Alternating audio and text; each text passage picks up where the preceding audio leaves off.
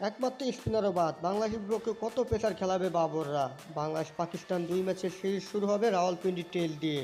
সেখানকার পিচ ও condition pace বান্ধব হবে বলেই আগে থেকেই শোনা যাচ্ছে। প্রথম ম্যাচের আগে পাকিস্তানের স্কোয়াডে থাকা একমাত্র বিশেষজ্ঞ স্পিনার আরবার আহমেদকে সরিয়ে নিয়েছে পাকিস্তান। অর্থাৎ স্বাগতিকরা নিশ্চিতভাবেই বাংলাদেশকে প্রায় পুরোপুরি পেস আক্রমণের মুখে ফেলতে যাচ্ছে। এক্ষেত্রে অবশ্য বাংলাদেশও পেস বিভাগে ঝড় তুলতে প্রস্তুত। আগামী 21 আগস্ট থেকে রাওয়ালপিন্ডি স্টেডিয়ামে শুরু হবে প্রথম টেস্ট।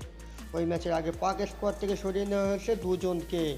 বাদ পড়া আরবার ও কানমানকে রাখা হয়েছে পাকিস্তান শাহিনসের সঙ্গে, যারা বাংলাদেশ এ দলের সঙ্গে সিরিজ খেলছে। দু দলের প্রথম 4 দিনের ম্যাচটি ড্র হয়েছে। 20 আগস্ট ইসলামাবাদে তারা মুখোমুখি হবে দ্বিতীয় ম্যাচে। সংবাদ মাধ্যমে পাকিস্তান ক্রিকেট বলছে, ঋষি স্পিনার আরবার আহমেদকে বাদ দেওয়ার সিদ্ধান্ত হয়েছে পুরোপুরি বোলিং আক্রমণ পেস বিভাগ দিয়ে চালানোর জন্য। তবে তাকে বেঞ্চে বসিয়ে না রাখার চেয়ে নির্বাচকরা তাকে ম্যাচ প্র্যাকটিসের মধ্যেই রাখতে চেয়েছেন। সেই কারণে তাকে সাইন্সের সঙ্গে ম্যাচ খেলতে পাঠানো হয়েছে। এরপর জাতীয় দলের সাথে দ্বিতীয় টেস্টের স্কোয়াডে ফেরানো হতে পারে আরবারকে। 30 আগস্ট থেকে সেই ম্যাচটি হবে করাচিতে। এছাড়া পেস বিভাগে বাংলাদেশের বিপক্ষে রাওয়ালপিন্ডি টেস্টের জন্য আসেন শাহিন শাহ আফ্রিদি, নাসিম শাহ, মীর হামজা, মোহাম্মদ আলী,